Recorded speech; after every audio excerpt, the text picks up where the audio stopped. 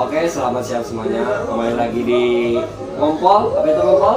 Ngomongin politik. Oke, keren. Ngompol ini kita ngompol nih, ngomongin politik. Siap.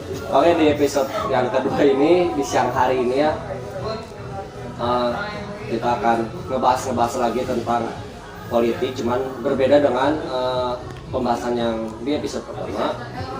Di episode yang kedua ini kita akan ngebahas tentang apa ya, kayak sistem, bukan sistem politik sih, kayak apa ya namanya tuh, partai politik lah, lebih ke partai politik yang ada di Indonesia maupun ada di lingkungan Visip Unpas ya. Masih dengan saya Raffi Ramadan, dan di sini ada teman aku yang sekaligus menjadi narasumber kita pada siang hari ini. Boleh dikenalin dulu? Oke, nama aku Muhammad Rafli dari Universitas Pasundan, angkatan 2019, jurusan HI, Fakultas Ilmu Sosial dan Ilmu Politik. Terus juga sebagai apa juga di Unpasnya? Oh, aku di Unpas juga kebetulan sebagai Ketua Umum Partai Jong Pasundan dan juga sebagai Ketua Komisi 1 DPM Visip Unpas. Oke, mungkin itu perkenalan singkatnya ya untuk aku dan teman aku ini. Sebelum kita ngebahas politik itu seperti apa, mungkin saat ini di tahun 2023 ya, lagi rame-ramenya ngebahas tentang isu yang akan datang, yaitu pemilu pada tahun 2024. Sekarang itu apa ya namanya, sudah banyak partai-partai yang mengusungkan calonnya untuk menjadi presiden di pemilu 2024. Seperti ada dari Partai Nasdem yang mengusung Anies Baswedan sebagai capresnya, dan masih banyak lagi sebenarnya calon-calonnya, cuman satu aja lah kita itu ya, biar tidak terlalu pusing. Nah, sebelum ini apa namanya, ke materi juga, aku pernah kuliah di HI Unpas juga sama kayak Rafli, cuman aku tidak lanjut. Itu juga di situ aku juga sedikit lah tahu tentang mengenai bagaimana sih kegiatan atau apa aja yang ada di lingkungan HI Visip Unpas. Di Visip sih, bukan HI maksudnya. Seperti ada kayak partainya, terus ada juga lembaga-lembaganya. Tapi sebelum itu aku mau nanya nih, apa sih yang aku tahu, setahu aku ini dan yang aku dengar itu, Visip Unpas ini menerapkan apa namanya tuh, miniatur politik Indonesia. Mengapa bisa dibilang menerapkan miniatur politik Indonesia nih? Ya, kenapa bisa dibilang di Visip Unpas ini sebagai miniatur politik Indonesia? Karena dari segi estafet kepemimpinan, sistem organisasi, dan juga sistem kepartaian, di Visip Unpas ini hampir menerapkan sistem yang sama kayak di Indonesia. Ada partai, ada lembaga legislatif, ada lembaga eksekutif, dan juga dari segi estafet kepemimpinannya sendiri, dia dibagi dua, ada pemira legislatif dan pemira eksekutif. Gitu ya. Gitu sih. Oke, jadi kan sama, berarti benar apa yang aku tahu ya, menerapkan miniatur politik Indonesia. Terus juga kan tadi menyebutkan di sana ada partai, ada lembaga eksekutif dan lembaga legislatif seperti itu. Terus juga ada pemiranya ya. Pemiranya. Hampir ya benar sih apa yang dibilang menerapkan miniatur politik Indonesia itu. Cuman aku juga pengen tahu nih, apa sih perbedaan dan persamaan lagi. Perbedaan dan persamaan apa namanya, sistem dan kepartaian yang ada di Visip Unpas dengan apa yang ada di Indonesia kayak gitu. Ya, karena di aku ini fakultas tempat aku belajar itu Fakultas Ilmu Sosial dan Ilmu Politik. Jadi kita juga diberi pembelajaran mengenai politik praktisnya. Nah, politik praktisnya ini melalui apa? Yaitu melalui lembaga dan juga partai. Hampir sama seperti di nasional, namun untuk sistem kepartaian ini di ruang lingkup universitas itu baru Universitas Pasundan, khususnya Fakultas Ilmu Sosial dan Ilmu Politik yang menerapkan sistem kepartaian.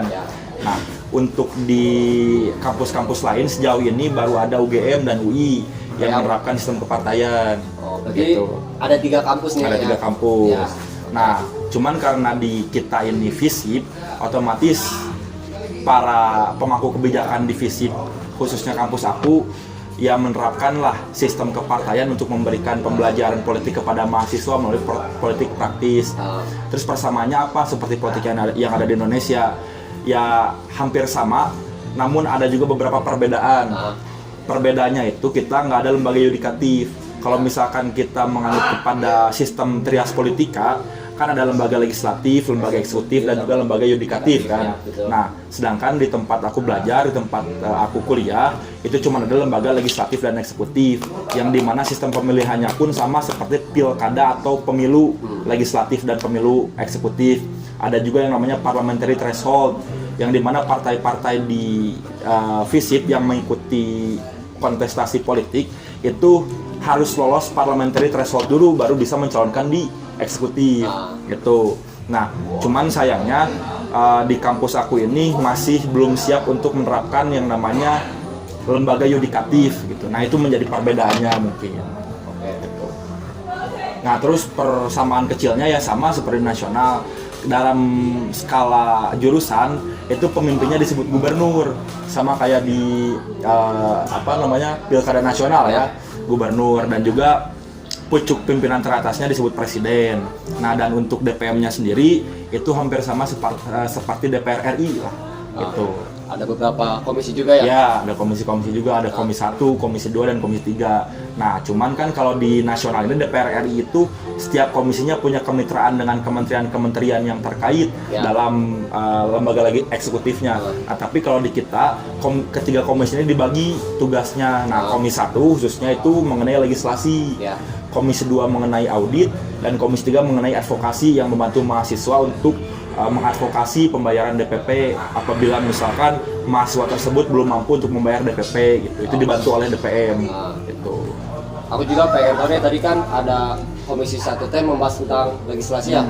Komisi 2 audit atau budgeting. Nah, itu tuh kayak sistemnya tuh kayak gimana sih? Yang dimaksud dengan ngebahas apa sih? Legislasi itu kayak gimana? Audit itu seperti apa? Terus yang ketiga tuh apa? Komisi 3 tuh? Advokasi. Advokasi itu seperti apa? Aku juga pengen tahu sih.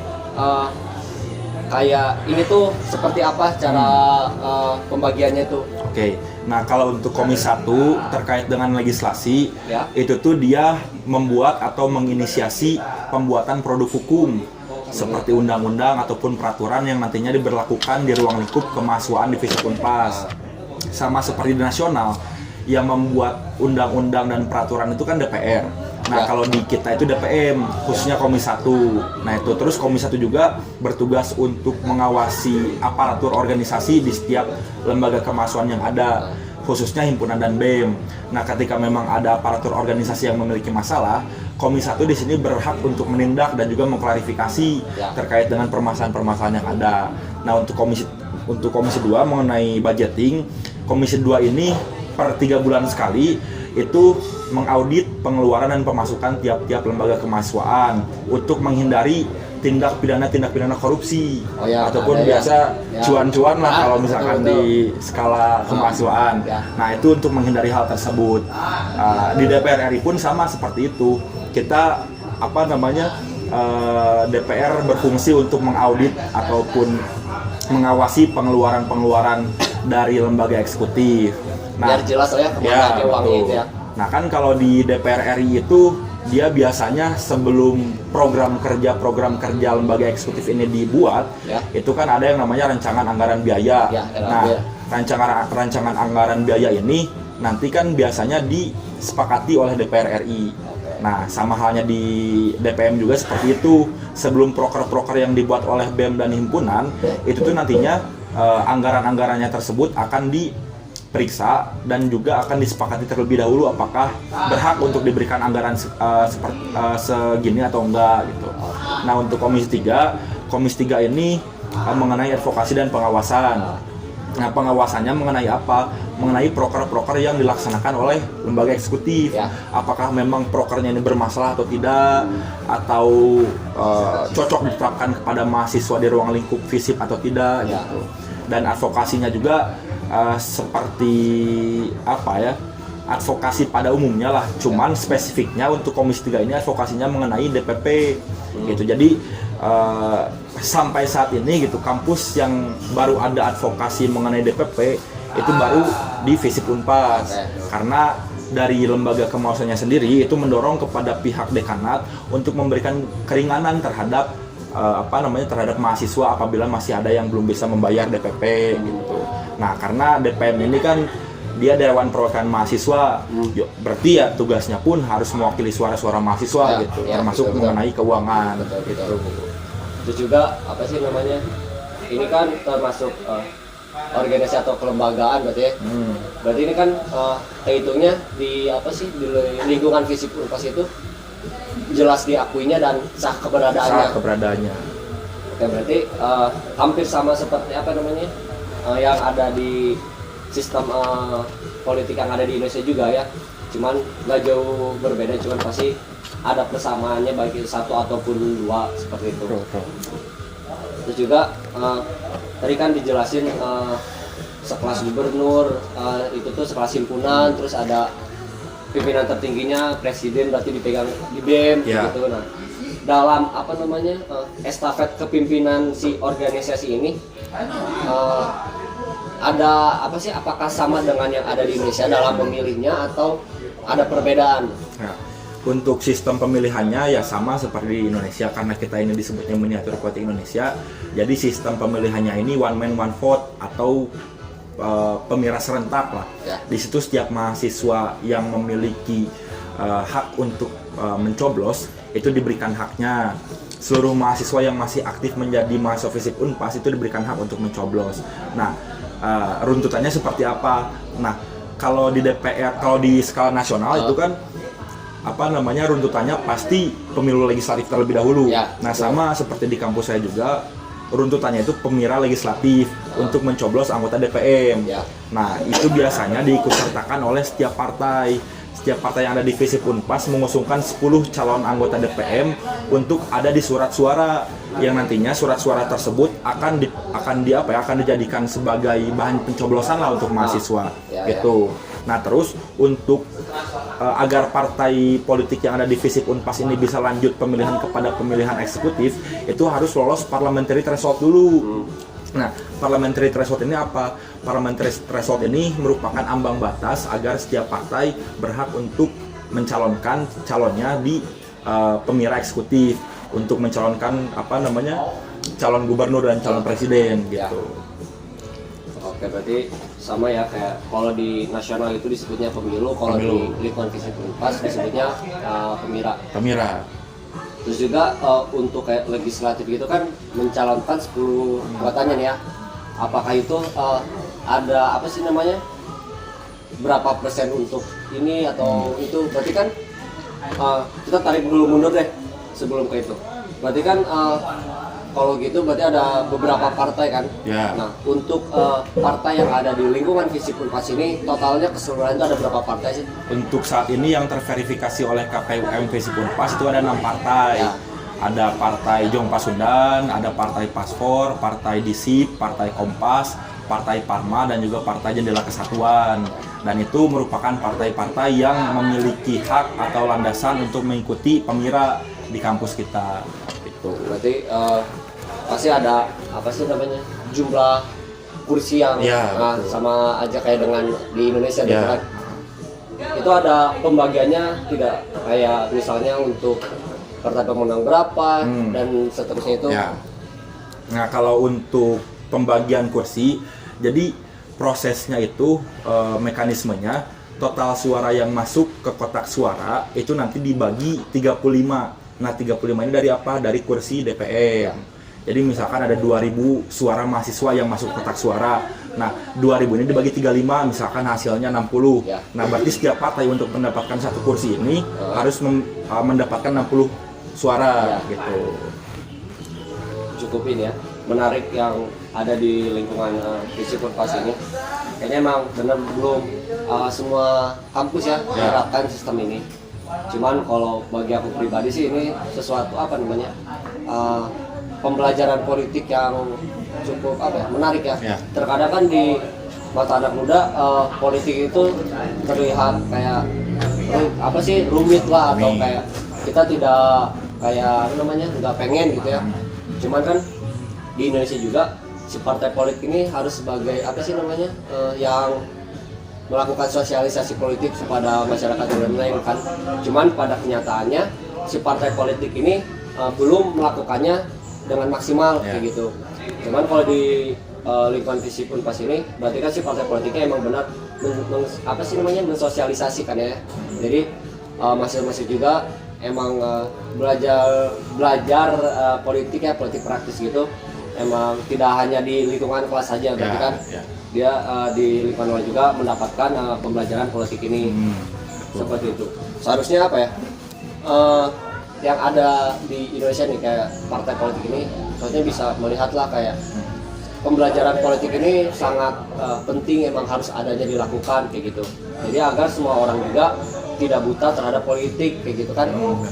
Sebenarnya nggak salah gitu ya, anak-anak zaman sekarang apatis terhadap politik karena mungkin melihat politik yang ada di Indonesia ini terlalu kotor Ya, gitu. betul. Dari Dari mulai proses pencalonan hingga proses politik yang terjadi di lembaganya pun kan bisa dibilang kotor lah. Ya, betul. Nah, disitulah pembelajaran politik diperlukan dari mulai skala universitas dulu. Nah, makanya di kampus aku itu diterapkanlah sistem kepartaian untuk menghindari kekotoran-kekotoran yang tadi.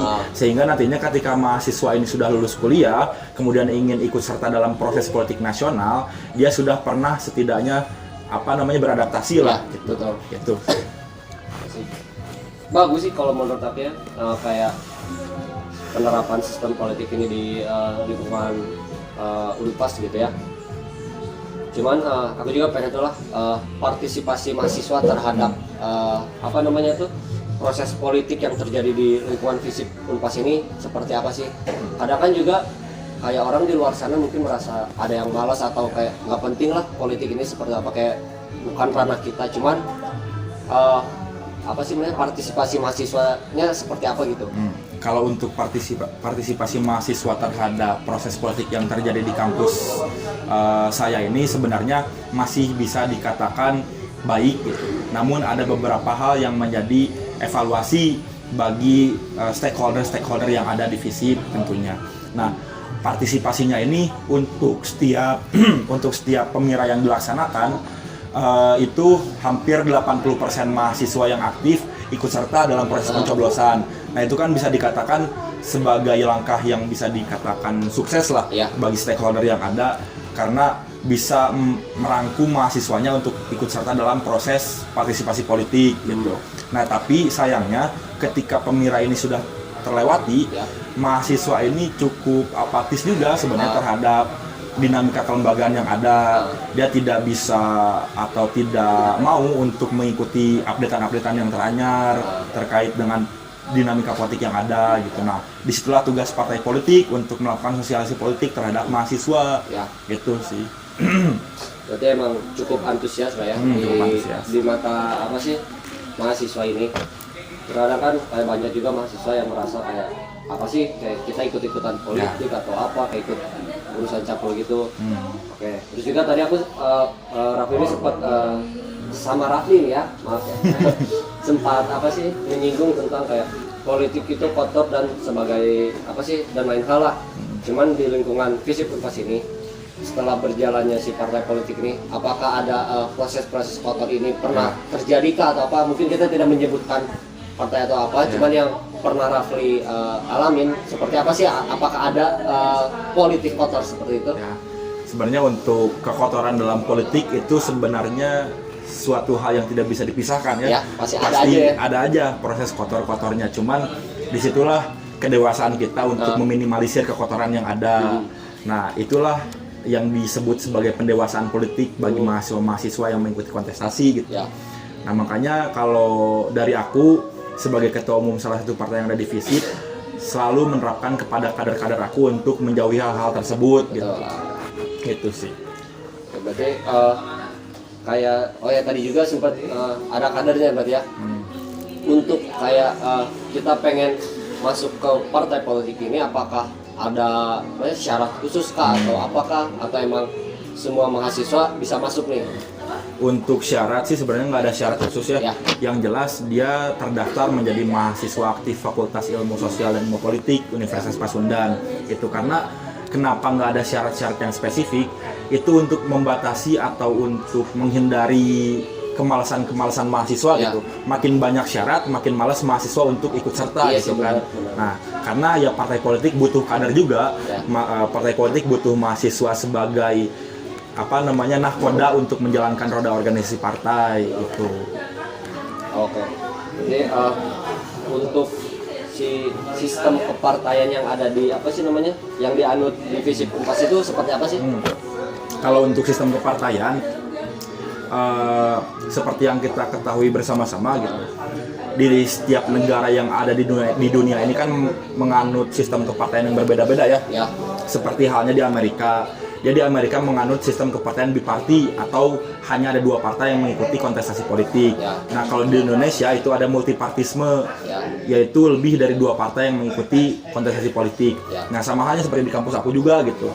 Karena disebut miniatur politik Indonesia, makanya kita menerapkan multipartisme atau lebih dari 2 partai yang mengikuti kontestasi gitu.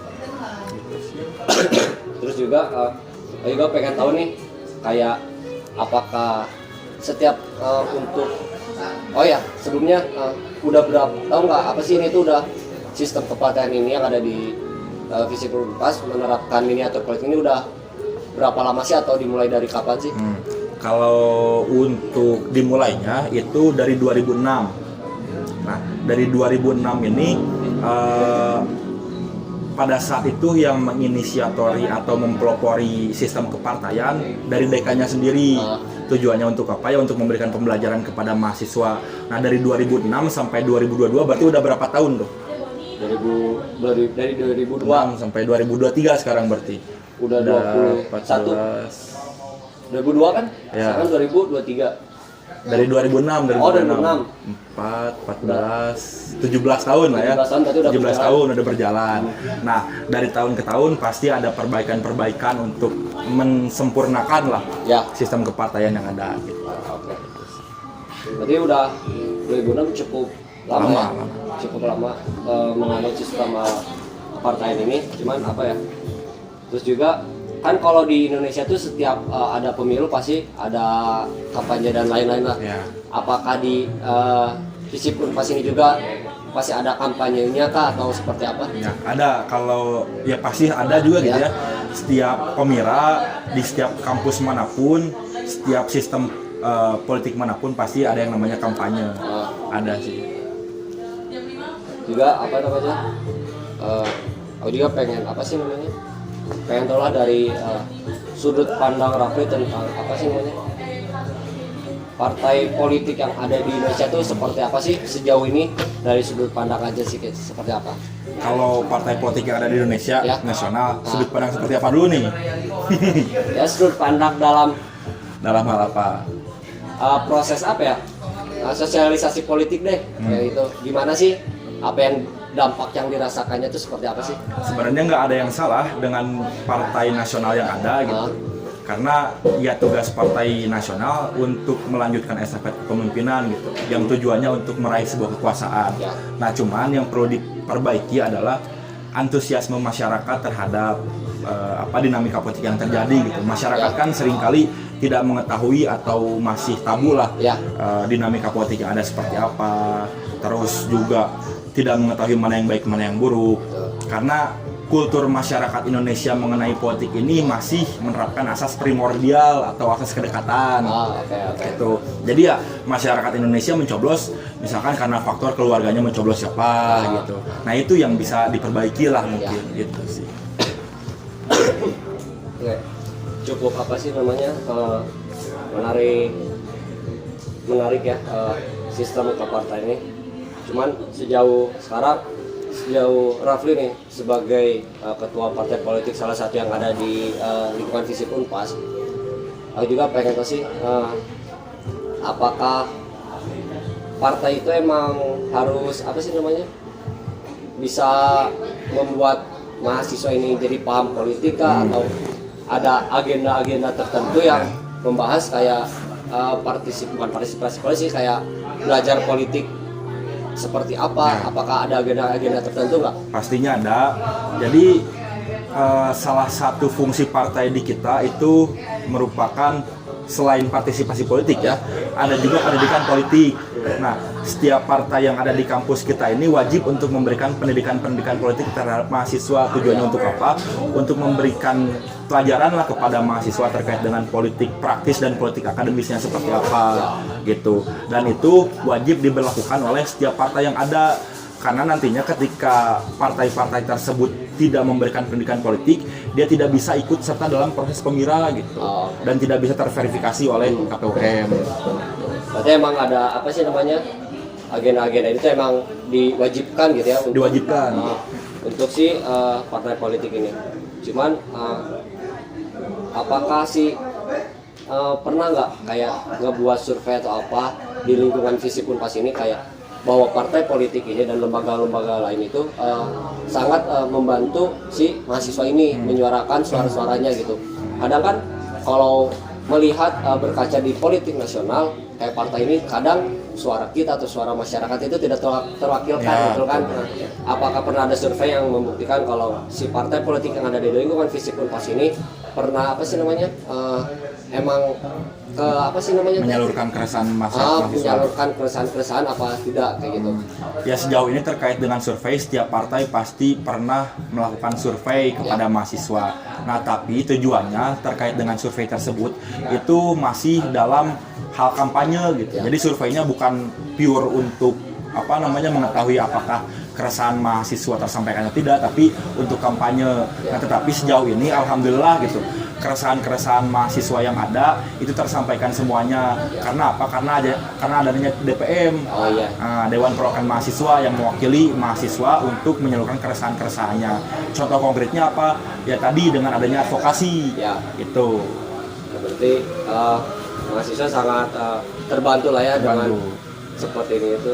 Terus juga saya juga pengen tahu lah pandangan Rafli sebagai ketua partai politik ini, politik yang ada di lingkungan Visip Unpas itu seperti apa sih? Apakah banyak kejanggalan-kejanggalan atau emang sangat apa sih membantu lagi ke tadi atau gimana? Sejauh ini terkait dengan kejanggalan pasti ada ya. Karena balik lagi kepada tujuan politik untuk meraih kekuasaan. Nah, segala hal pasti dilakukan, baik itu haram ataupun halal gitu. Betul. Baik itu licik ataupun benar. Nah, itu setiap tahun pasti terjadi gitu. Nah, sampai beberapa tahun kemarin pun adalah beberapa kejanggalan-kejanggalan yang dilakukan oleh partai lawan saya gitu. Ya, alhamdulillahnya partai saya mah nggak pernah melakukan hal-hal seperti itu gitu. Aman lah ya. Aman. Cuman kayak misalnya kejanggalan seperti itu, apakah ada tindakankah atau hukumnya atau seperti apa tuh? Nah, ada.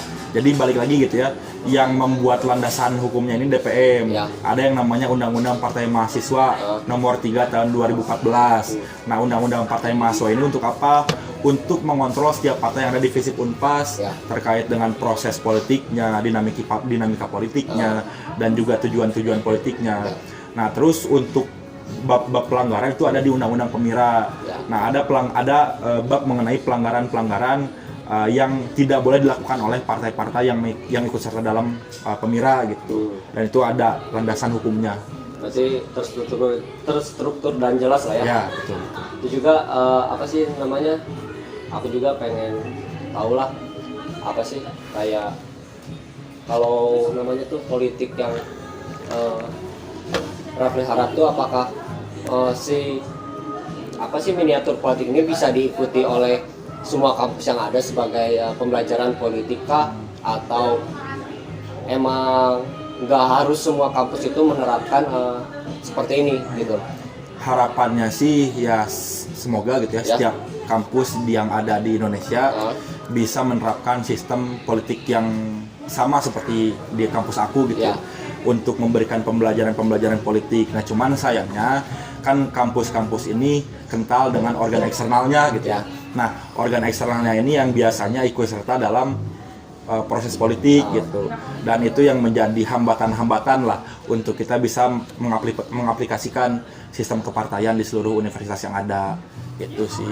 Oke, itu juga berarti kan cukup menarik ya tentang partai politik ini. Sejauh aku waktu itu pernah belajar juga di Visip Unpas ini, emang ini menarik sih, kayak pembelajaran politiknya itu tidak bosan karena tidak hanya di kelas saja. Di luar pun kita tetap mendapatkan pembelajaran politik ini. Aku harap juga sih di kampus-kampus lain masih bukan harus ya, kayak diusahakan untuk bisa menerapkan si pembelajaran politik ini agar masyarakat ataupun yang lain juga bisa merasakan dampaknya lah ya. Nah, untuk apa sih namanya? Untuk kedepannya juga partai politik harus bisa apa sih namanya? Melihatlah ke belakang atau ke bawahnya bagaimana sih apakah partai politik yang mereka jalani itu udah sesuai dengan yang seharusnya kah, kayak seperti pembelajaran politik dan lain-lain, apakah atau belum kayak gitu. Cuman kan sejauh ini kan si partai politik yang ada di Visip Unpas ini melakukannya dengan melihat mungkin berkaca pada partai politik yang ada nih. Berarti kan kita tidak harus seperti ini atau kita harus seperti ini. Jadi tidak apa sih namanya, tidak terfokus kayak oh kita harus ngikutin partai ini nih, kayak gitu. Berarti kan ada beberapa yang memang harus diperbaiki ya. Berarti di partai politik di lingkungan Visip Unpas ini diperbaiki agar tidak sesuai dengan yang ada lah gitu. Cuman cukup apa namanya, cukup menariknya pembahasan tentang partai politik ini. Aku harap juga bisa diikuti lah oleh kampus-kampus lain kayak gitu.